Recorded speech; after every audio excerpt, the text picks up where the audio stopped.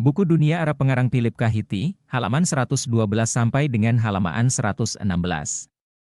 Zubaidar mempunyai seorang saingan, yaitu Ulaijah yang cantik molek, adik tiri dari Harun. Untuk menutupi suatu sifat belang di atas dahinya, maka Ulaijah menciptakan sebuah pita kepala yang dihiasi dengan mata intan. Dan yang sebagai pita ala Ulaijah segera ditiru orang dalam dunia mode di seluruh jagat untuk perhiasan sehari-hari, terutama pada upacara-upacara, sebagai upacara penobatan khalifah, perkawinan, keberangkatan naik haji dan resepsi-resepsi untuk para duta dari negara-negara asing, disitulah diperlihatkan secara luas segala kemewahan dan keindahan dari istana. Upacara perkawinan Khalifah Al-Ma'mun dalam tahun 825 dengan Buran seorang putri wazirnya yang masih berusia 18 tahun. Dirajakan dengan suatu pemborosan uang yang sedemikian rupa besarnya, sehingga dalam tarikh Arab peristiwa ini selalu tercatat, sebagai salah satu perbuatan yang keterlaluan dalam zaman itu, yang paling sukar dapat dilupakan. Ada cerita yang mengatakan bahwa pada pesta perkawinan itu ditaburkan 1000 butir mutiara yang besar-besar dari suatu baki emas kepada kedua mempelai tersebut, yang berdiri di atas suatu tikar yang dihiasi dengan mutiara dan batu nilam. Sebuah kandil dari batu ambar yang mempunyai persumbuan sejumlah 200 buah merubah hari malam bagaikan siang yang terang. Beberapa bola kesturi yang masing-masing diikatkan pada sebuah kartu, di atas kartu mana tertulis narna dari sebidang tanah. Seorang hamba atau lain-lain macam hadiah, dihamburkan kepada anggota-anggota keluarga khalifah dan pejabat tinggi. Dalam tahun 917 Khalifah Al-Muqtadir menerima kedatangan suatu perutusan dari Raja Konstantin VII yang muda itu dalam istananya dengan segala kebenaran dan kemuliaan, perutusan mana rupa-rupanya datang untuk membicarakan soal penukaran dan penebusan tawanan-tawanan perang. Pengawal khalifah terdiri dari 160.000 orang pasukan berjalan kaki dan pasukan berkuda, 7.000 orang kasjim berkulit hitam dan putih dan 700 orang pegawai-pegawai istana. Tatkala melakukan parade tampak turut berbaris kira-kira 100 ekor singa dan dalam istana bergantungan tirai-tirai sejumlah 38.000 buah di antara mana 12.500 buah yang bersadur benang emas, belum terhitung lagi permadani-permadani sejumlah 22.000 helai. Karena kagum dan keheran-heranan, maka anggota-anggota perutusan tadi mula-mula menyangka ruangan audiensi khalifah sebagai kamar kepala pelayan dan kemudian sebagai kamar wazir. Yang terutama mengagumkan mereka ialah yang disebut ruangan pohon. Di dalam ruangan ini didapati sebatang pohon yang diperbuat dari emas dan perak seberat 500,000 gram, dan di atas cabang-cabangnya bertengger berbagai burung yang diperbuat dari bahan yang sama dan dapat bernyanyi secara otomatis. Di dalam tarnan mereka tercengang melihat pohon-pohon palem yang digunting dan yang berbuahkan rupa-rupa kurma yang jarang dilihat alhasil pemeliharaan dari orang yang ahli. Harunlah yang merupakan cita-cita kegemilangan dari seorang raja Islam. Bagaikan besi berani sifatnya yang dermawan itu, demikian juga dari para penggantinya yang langsung menarik orang-orang yang beraneka warna ke dalam ibu kota, penyair, badut-badut, pemain musik, penyanyi, penari, pelatih anjing dan ayam jago dan lain-lain lagi yang dapat menarik perhatian atau dapat memberi penghiburan. Penyair Abu Nawas yang berjiwa bebas itu, seorang kawan gembira dari Harun al-Rasyid dan yang menemaninya pada berbagai pertualangan malar, menggambarkan bagi kita kemewahan kehidupan istana dalam zarnan yang gemilang ini dengan pilihan kata yang tidak dapat dilupakan. Halaman-halaman dari kitab Al-Aghani penuh dengan cerita-cerita pendek yang lucu, yang tidak sukar untuk mencari inti kebenarannya. Menurut sebuah cerita, pada suatu malam Khalifah Al-Amin, putra Harun, menghadiahkan uang sejumlah 300.000 dinar kepada pamannya bernama Ibrahim seorang penyanyi, karena ia menyanyikan beberapa syair ciptaan Abu Nawas. Pemberian ini mempertinggi jumlah gratifikasi yang diterima oleh Ibrahim dari Khalifah menjadi 20 juta dirham, jumlah mana sama banyaknya dengan hasil pajak tanah yang dikumpulkan dari beberapa distrik. Untuk perayaan pesta-pestanya di atas sungai Tigris maka Khalifah Al-Amin membuat perahu-perahu istimewa yang mempunyai bentuk binatang. Salah satu dari perahu-perahu ini berbentuk ikan paus, sebuah lagi berbentuk singa dan yang ketiga menyerupai burung elang. Ongkos pembuatan dari tiap-tiap perahu berjumlah 3 juta dirham. Dalam kitab Al-Aghani dapat dibaca tentang suatu pertunjukan tari-tarian permai yang berlangsung tengah malam dan dipimpin sendiri oleh Khalifah Al-Amin. Pada pertunjukan tari-tarian ini sejumlah besar gadis-gadis penari yang cantik mempertunjukkan kepandaiannya yang diiringi oleh nyanyian berirama dan cocok dengan musik yang berbunyi empuk, semua yang hadir pun turut menyanyikan lagu yang diperdengarkan. Seorang penulis yang lain meriwayatkan suatu perjamuan yang diadakan oleh Ibrahim untuk menghormat saudaranya. Khalifah Ar-Rasyid, pada perjamuan mana Khalifah menerima sepiring ikan yang seakan-akan disayati halus-halus.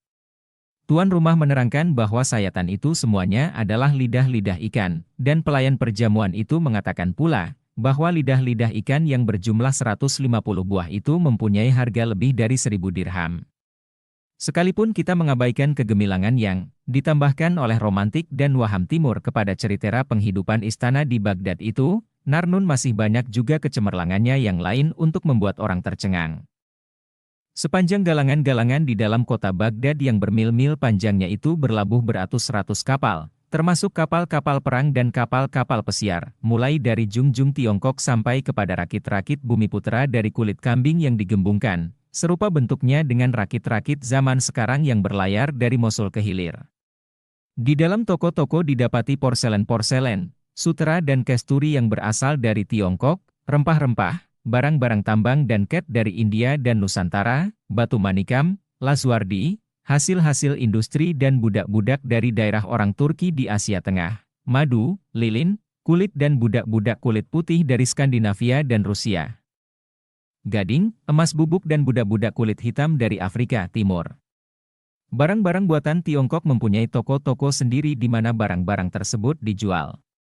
Provinsi-provinsi kerajaan mengirim penghasilannya dengan kafilah atau melalui lautan, seperti beras, gandum dan kain dari Mesir, gelas, barang-barang baja dan buah-buahan dari Syria, kain bersadur, mutiara dan senjata dari Arabia, bahan-bahan sutera, wangi-wangian dan sayuran dari Parsi.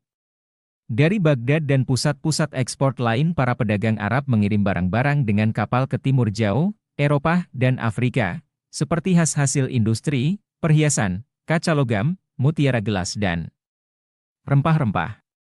Mata uang Arab yang belum berapa lama berselang diketemukan orang jauh di utara sampai di Rusia. Finlandia, Swedia dan Jerman membuktikan kegiatan perdagangan kaum muslimin dari zaman ini dan zaman yang berikut, yang meliputi seluruh dunia. Riwayat pengalaman nelayan Sinbad, salah satu cerita yang paling terkenal dari cerita 1001 Malam, lama sekali dianggap orang sebagai cerita perjalanan yang berasas kebenaran, yang dilakukan oleh saudagar-saudagar muslim. Kaum pedagang memegang peranan penting dalam kalangan masyarakat Baghdad. Anggota-anggota dari tiap perusahaan dan tiap macam pendagangan mempunyai toko-tokonya sendiri dalam pekan-pekan yang sama dengan pekan-pekan yang didapati dalam zaman sekarang. Suasana jalanan-jalanan dalam kota itu yang tidak banyak berubah-ubah sewaktu-waktu diselingi oleh iringan pengantin atau upacara sunatan. Orang-orang yang mempunyai pekerjaan bebas, tabib, pengacara, guru, pujangga, DSB, mulai mendapat kedudukan yang paling penting.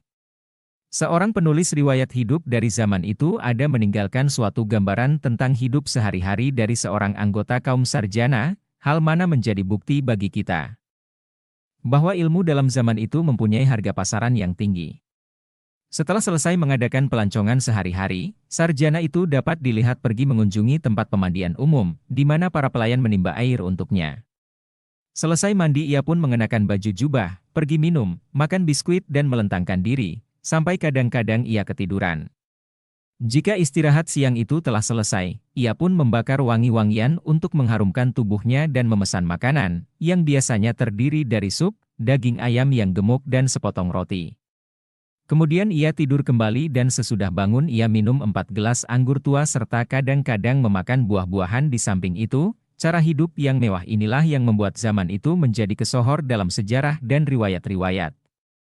Akan tetapi yang teristimewa mengharumkan namanya dalam tambo-tambo dunia ialah karena zaman ini menjadi kesaksian dari suatu kesadaran kerohanian yang paling utama dalam sejarah Islam, dan yang paling berarti dalam semua dunia alam pikiran dan kebudayaan. Untuk sebahagian besar kesadaran ini timbul oleh pengaruh-pengaruh asing, seperti pengaruh Indo-Parsi dan Syria. Akan tetapi terutama pengaruh Helenistis. Ciri-ciri dari kesadaran ini ialah terjemahan-terjemahan dari bahasa Parsi, Sanskerta, Syria dan Yunani ke dalam bahasa Arab. Pada mulanya hanya ilmu pengetahuan, filsafat dan kesusastraan yang dibawa oleh kaum Muslim Arab itu dari negerinya. Akan tetapi karena dari gurun pasir mereka membawa pikiran yang tajam atas sesuatu yang baru dan untuk perhatian ilmu pengetahuan serta pembawaan-pembawaan yang terpendam, maka tiada berapa lama mereka pun seperti dilihat di bahagian muka, menjadi ahli waris yang beruntung dari bangsa-bangsa yang lebih tua dan beradab yang ditalukan atau diketemukannya. Sebagaimana halnya di Syria dalam menyambut peradaban yang sama dipengaruhi oleh orang Yunani di kemudian hari. Demikian pula halnya di Irak dalam menyambut peradaban yang sama, tetapi di sini mereka dipengaruhi oleh orang-orang Parsi 3/4 abad setelah Baghdad berdiri. Bahagian dunia yang berbahasa Arab telah memiliki kitab-kitab filsafat yang terutama dari Aristoteles, dari komentator-komentator Neoplatonis yang terkemuka dan dari kitab yang terutama dalam lapangan ketabiban ditulis oleh Galenus, demikian juga kitab-kitab pengetahuan terutama dari Parsi dan India. Dalam beberapa puluh tahun saja orang Arab telah mengasimilasikan pengetahuan yang bagi orang Yunani diperlukan waktu berabad-abad untuk mengembangkannya. Oleh karena menghisap bahagian-bahagian terpenting dari kebudayaan Helenistis dan Parsi, maka Islam kehilangan banyak sekali sifatnya yang asli, yang tadinya berjiwa gurun pasir dan bercorak nasionalisme Arab, akan tetapi sekarang ini merebut kedudukan yang penting dalam kesatuan kebudayaan abad pertengahan yang menggembleng Eropa Selatan dengan Timur Dekat. Kebudayaan ini, hal ini tidak boleh dilupakan dipupuk oleh suatu arus saja, suatu arus yang bersumber di Mesir, Babilonia, Punicia dan Judea, semuanya dialirkan ke Yunani, dan yang kini dayam bentuk Helenisme mengalir kembali ke dunia timur. Di bahagian belakang akan tampak bagaimana arus tersebut disalurkan kembali ke Eropa oleh orang Arab di Spanyol dan Sisilia, di mana arus tersebut turut membantu timbulnya Renaissance Eropa.